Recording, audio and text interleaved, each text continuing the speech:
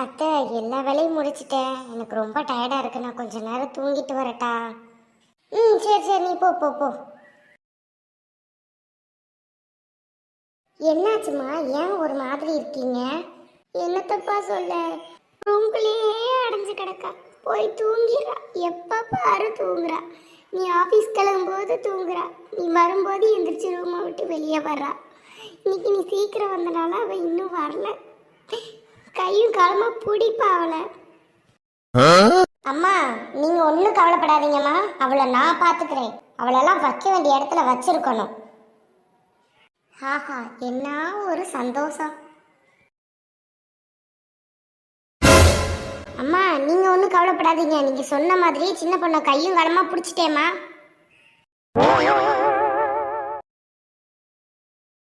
மருமகளே, உன் கையால நீ அந்த விளக்க கொஞ்சம் பத்த வைமா.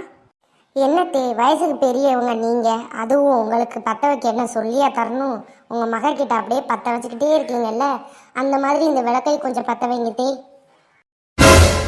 அடி பாவி, கேப்ல கடா விட்டாளே.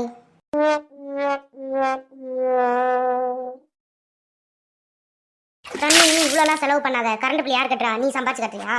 தண்ணி அளவா வச்சு சிந்து, சரியா?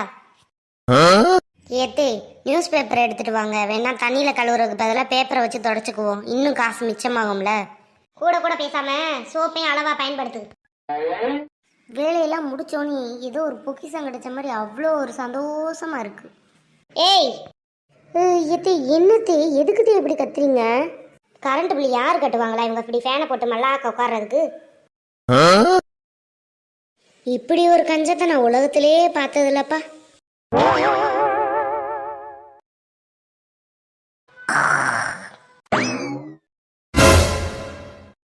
அடியே, இந்தா போய் துணியை தவ. அப்படியே இந்த பாத்திரத்தை விளக்கிடு. இப்போதானே எல்லா பாத்திரத்தையும் விளக்கிட்டு துணியெல்லாம் துவைச்சு காய போட்டுட்டு தானே வந்து தூங்குனேன். அதுக்குள்ளே எப்படி? இந்த கிழவி நம்ம தூங்கக்கூடாதுன்னே இப்படி பண்ணுறா போல. நம்ம தூங்கினா மட்டும் இவ்வளோ பாத்திரம் சேர்ந்துடும். அந்த கிழவி தூங்கினா ஒரு பாத்திரமும் செய்யறாது.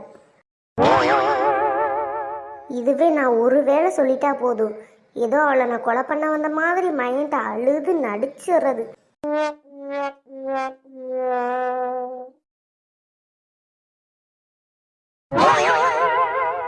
எந்த மானங்கிட்ட பைத்தியக்காரன் நாய் இலைய கொண்டாந்து நடு வீட்டுக்குள்ள சோபால வச்சுச்சு. வாழை இலையாத்தே? வாழை இலையை சாப்பிட்டா உடம்புக்கு அவ்வளோ நல்லதான் தே, வெளியே எல்லாரும் சொல்லிக்கிட்டு இருக்காங்க. ஏதோ பைத்தியக்காரன் நாயின்னு கேடுச்சே.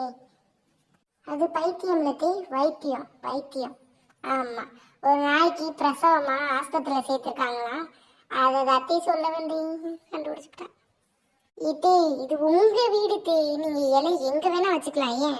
ஏன் தலையில கூட வச்சுக்கலாம் தே, உங்க இஷ்டம் தே, அது உங்க இஷ்டம். ஆத்தாடி ஆத்தா, இந்த முறை மறைக்கிறாளே, எந்த ஒரு காரியா இருப்பா?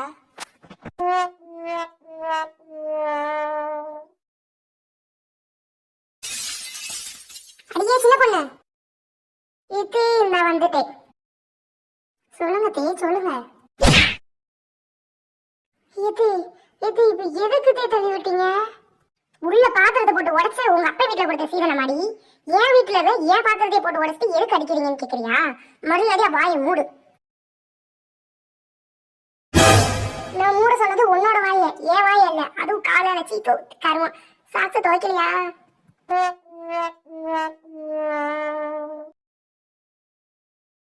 ஆபீஸ்க்கு டைம் ஆச்சு, சீக்கிரம் வாங்க. மரியாதையில வந்துட்டேனா? என்னத்தே இவ்வளவு பெரிய டிஃபன் பாக்ஸ்? எனக்கு சாப்பாடு எடுத்துட்டு வர சொன்னா உங்களுக்கு சாப்பாடு எடுத்துட்டு வந்திருக்கீங்க. எப்ப பாரு உனக்கு விளையாட்டு தாமா. வேலைக்கு போற நேரத்துக்கு கூட உனக்கு விளையாட்டு தான். இந்த சாப்பாடு எனக்கு இல்ல, உனக்கு தான். வளர்றதுல நல்லா சாப்பிட வேணாமா? நான் இதுக்கு மேலேயாத்தே வளரணும்?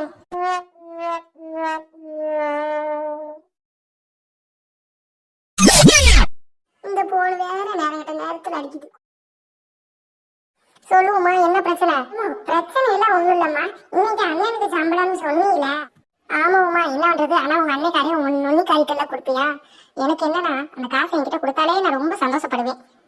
சரிம்மா. ஏத்தே கையே நீட்டுங்கத்தே. எதுக்கு மருமோளையே ஜோசியம் பார்க்க போறியா? ஏத்தே இந்தாங்கத்தே உங்க பையனோட சம்பளம். உங்களுக்கு ரொம்ப சந்தோஷமா? இருக்காதா பின்ன, நான் இதுக்கு தானே ஆசைப்பட்டேன். ரொம்ப சந்தோஷம் மருமோளே. சரி அப்ப கொண்டாங்க. என்ன கொடுக்குற மாதிரி கொடுத்துட்டு வாங்கிட்டு போயிட்டா?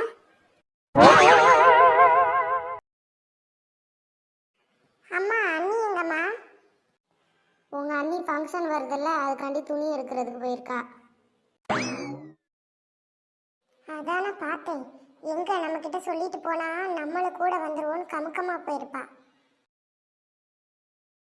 ஏமா உன் மருமக போயிருக்காளே, எனக்கு ஒரு துணி எடுத்துட்டு வந்து கொடுத்தா என்ன குறைஞ்சா போயிருவா? அப்படியெல்லாம் பேசாதடி, அவ இப்ப வந்துருவா. ஏன் நீ கையில வச்சிருக்க எல்லா துணியும் உங்களுக்கு தானா? இல்ல உமா, எல்லாருக்குமா தான் எடுத்துட்டு வந்தேன். பாத்தியாடிய மருமகளை நம்ம 2 பேரையும் விட்டு கொடுக்காம நம்மளுக்கும் எடுத்துட்டு வந்திருக்கா. அத்தை இதுல உங்களுக்கு புடவை எடுத்துட்டு வந்திருக்கேன். ஒரு நாள் கட்டிட்டு அப்புறம் என்கிட்ட கொடுத்துடணும், சரிங்களா?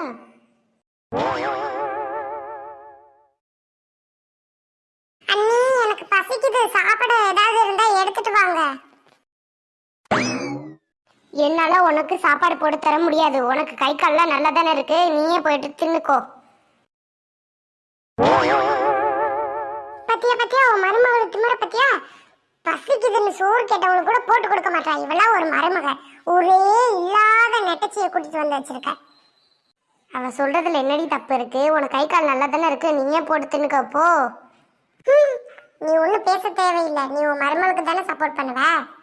இதுவே உன்னோட நாத்தனார உட்காந்துக்கிட்டு எனக்கு சாப்பாடு கொண்டு வான்னு உன்கிட்ட அதிகாரம் பண்ணா நீ செய்வியா? நீ ஊட மாட அவளுக்கு போய் ஹெல்ப் பண்ணணும். இல்லாட்டினா எப்படிதான் உனக்கு திங்கிற சோறு உடம்புல ஒட்டுதோ தெரியலச்சி. அதை பத்தி நீ ஒன்றும் கவலைப்படாதம்மா. ஒட்டலைனாலும் நான் பச தடவையாவது ஒட்டிக்கிறேன். நான் என் மாமியார் வீட்டுக்கு போறேன், அதுக்கு அவ எவ்வளவோ பரவாயில்ல.